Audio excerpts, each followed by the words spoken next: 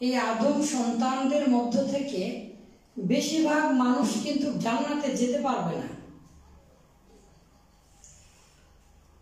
সুতরাং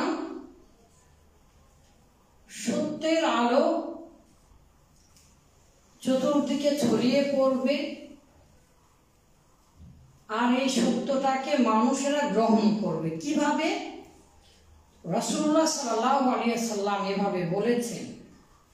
শোনো, আজকের এই বিষয়টা রাসূলুল্লাহ সাল্লাল্লাহু আলাইহি ওয়াসাল্লামের ভাষায় যদি আমরা জানতে পারি, তাহলে ইনশাআল্লাহ আমরা বুঝতে পারব বিষয়টা কি।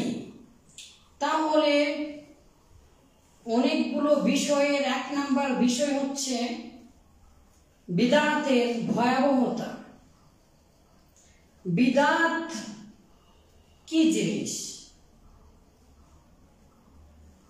অসংখ্য আয়াত, অসংখ্য হাদিস আমি লিখে এনেছি গবেষণামূলক।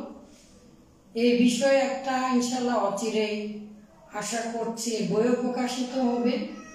আমার দিনী ভাইরা লিখেছেন, আমি সম্পাদনার কাজে আছি, ইনশাআল্লাহ চেষ্টা করছি। তো কিভাবে বুঝায়, অনেক কথাই বলে ফেললাম।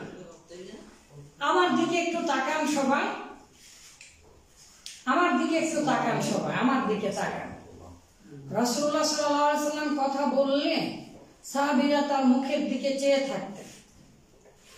আমার দিকে তাকিয়েছেন সবাই?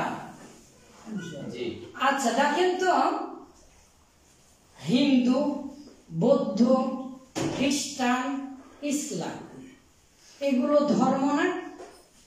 সব